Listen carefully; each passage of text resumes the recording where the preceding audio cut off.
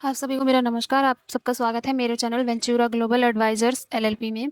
आज हम बात करेंगे एलएलपी फॉर्म 8 के बारे में, जिसकी लास्ट डेट 30 अक्टूबर है। व्यवसाय मालिकों और कंपनियों के लिए कुछ बहुत ही महत्वपूर्ण बात पर चर्चा कर रहे हैं। फॉर्म 8 एलएलपी, चाहे आप स्टार्टअप हो या स्थापित कंपनी, अगर आप अनुपालन में शामिल हैं तो यह ऐसी चीज़ है जिसके बारे में आप निश्चित रूप से जानना चाहेंगे। तो फॉर्म 8 क्या है? फॉर्म 8 एलएलपी सीमित देयता भागीदारी यानी एलएलपी के लिए आवश्यक एक महत्वपूर्ण दस्तावेज है, जिसका उपयोग अनिवार्य रूप से हर साल एलएलपी के वित्तीय विवरण और सॉल्वेंसी का विवरण अपडेट करने या प्रदान करने के लिए किया जाता है। यदि आप एक एलएलपी हैं तो भारत में कॉरपोरेट मामलों के मंत्रालय एमसीए के साथ सालाना यह फॉर्म दाखिल करना अनिवार्य होता है। यह फॉर्म सुनिश्चित करता है कि आपके वित्तीय रिकॉर्ड अद्यतित हैं और आपका व्यवसाय कानूनन के अनुरूप है। यह महत्वपूर्ण क्यों है? फॉर्म 8 महत्वपूर्ण क्यों है? यह न केवल पारदर्शिता बनाए रखने में मदद करता है, बल्कि यह आपके एलएलपी को दंड या कानूनी मुद्दों से बचाता है। इसे समय पर दाखिल करना बहुत ज़रूरी है, क्योंकि डेडलाइन मिस करने पर जुर्माना या मुकदमा भी हो सकता है। इसलिए समय से पहले इसे दाखिल करना ज़रूरी होता है। संक्षेप में, फॉर्म 8 एलएलपी का अनुपालन करना सुनिश्चित करता है कि आपका एलएलपी सुचारू रूप से संचालित हो और कानूनी सीमाओं के भीतर रहे। यह एक छोटा कदम है, लेकिन यह आपकी कंपनी की भविष्य की सफलता में बड़ी भूमिका निभाता है।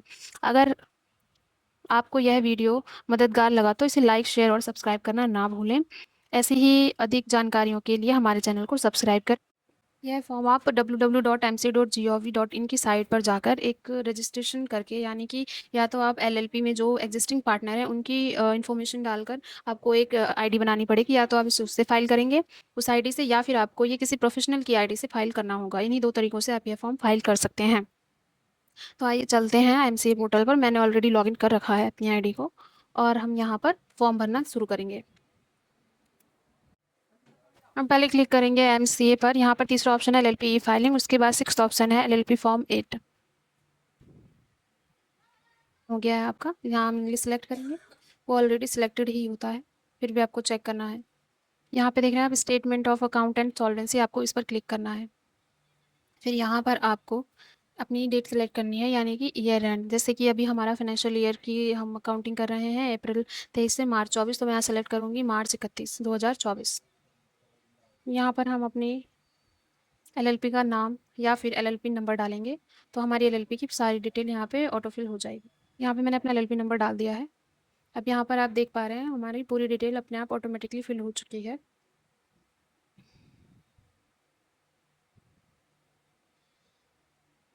ये है हमारा पार्टनर और कंट्रीब्यूशन ऑब्लिगेशन। आपको ऑप्शन ए 4A पर क्लिक करना है, ये है। और फिर आपको यहाँ पर इस पे क्लिक करना है। ये कह रहा है कि हमारी कंपनी कोई भी डेब्ट्स को पे करने के लिए लायबल है। फिर हम सी पे क्लिक करेंगे। ये कह रहा है we have already file a statement.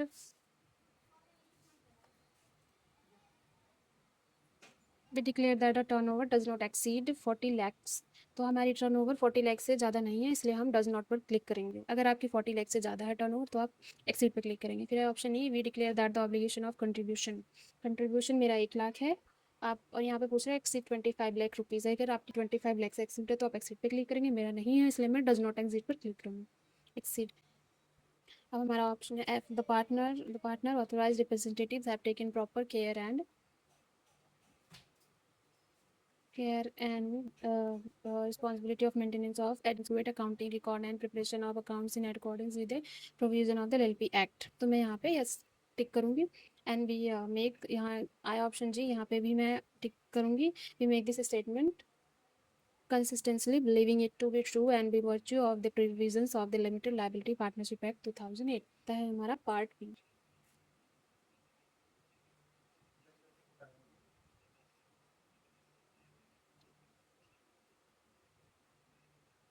जब आप ये कर रहे हैं तो आप ये पूरा पढ़ के ही अच्छे से करें। बिना पढ़े कोई भी फॉर्म आपने नहीं भरना है।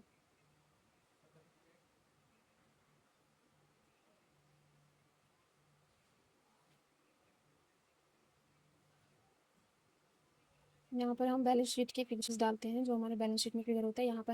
यहाँ पर आपके प्रीवियस ईयर की फिगर्स ऑलरेडी आ जाती है, बट क्योंकि मैं ये फॉर्म आप लोगों के लिए ऐसे भर रही हूँ, फ्रेश फॉर्म है, तो इसलिए ये यहाँ पर ऑटोमेटिक फिल नहीं हुआ है। बट अगर आपने लास्ट ईयर फॉर्म भरा है तो प्रीवियस ईयर की फिगर यहाँ पर ऑटोमेटिकली आ जाती है। आपको सिर्फ करंट ईयर की फिगर डालनी होती है। मैं यहाँ पे फिल करूँगी, जैसे मेरा पार्टनर कंट्रीब्यूशन है 1,00,000 रुपये, वो मैंने यहाँ डाल दिया। फिर मेरा reserve and surplus suppose that -7,516 है करंट ईयर का, एंड प्रीवियस ईयर का -5,936 है मेरा प्रीवियस ईयर का। यहाँ पे आप देख रहे हैं, यहाँ आता है लोन्स एंड एडवांसेस। ये कह रहा है कि हमारी कंपनी कोई भी डेब्ट्स को पे करने के लिए लायबल है।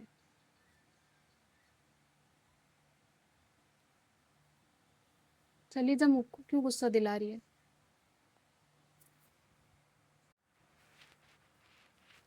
फिर हम सी पे क्लिक करेंगे। ये कह रहा है we have already file a statement.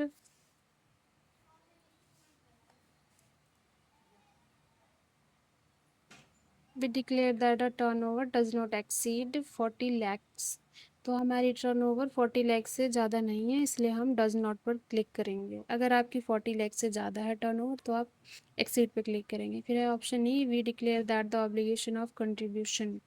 Contribution मेरा 1,00,000 है आप, और यहाँ पे पूछ रहा है एक्सीड 25 लाख रुपीज़ है। अगर आपकी 25 लाख से एक्सीड है तो आप एक्सीड पे क्लिक करेंगे। मेरा नहीं है, इसलिए मैं डज नॉट एक्सीड पर क्लिक करूँगी। एक्सीड। अब हमारा ऑप्शन है F, the partner authorised representatives have taken proper care and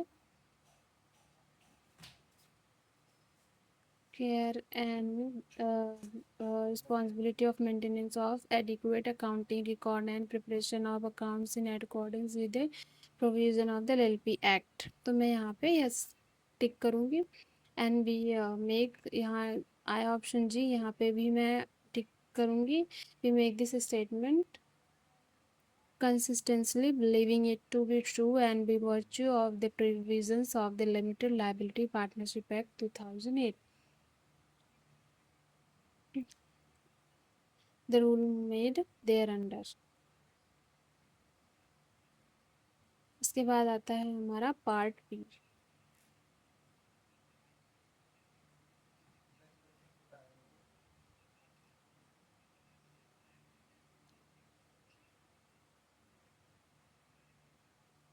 जब आप ये कर रहे हो तो आप ये पूरा पढ़ के ही अच्छे से करें, बिना पढ़े कोई भी फॉर्म आपने नहीं भरना है।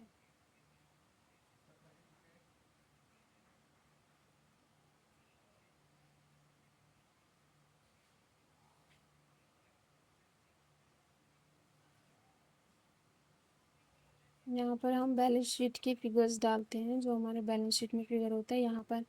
यहाँ पर आपकी प्रीवियस ईयर की फिगर्स ऑलरेडी आ जाती है, बट क्योंकि मैं ये फॉर्म आप लोगों के लिए ऐसे भर रही हूँ, फ्रेश फॉर्म है, तो इसलिए ये यहाँ पर ऑटोमेटिक फिल नहीं हुआ है। बट अगर आपने लास्ट ईयर फॉर्म भरा है तो प्रीवियस ईयर की फिगर यहाँ पे ऑटोमेटिकली आ जाती है। आपको सिर्फ करंट ईयर की फिगर डालनी होती है। मैं यहाँ पे फिल करूँगी, जैसे मेरा पार्टनर कंट्रीब्यूशन है 1,00,000 रुपये, वो मैंने यहाँ डाल दिया। फिर मेरा reserve and surplus suppose that -7,516 है करंट ईयर का, एंड प्रीवियस ईयर का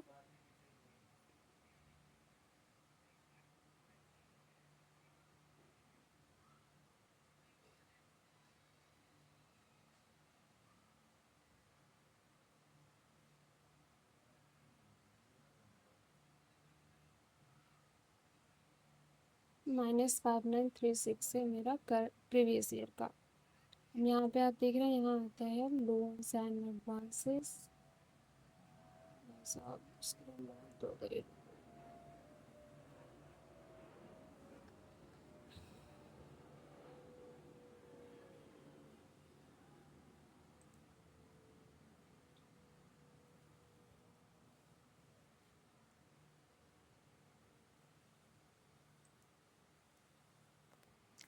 यहाँ पर आएगा आपका अदर लायबिलिटी टू स्पेसिफाई। यार ये नहीं सही है।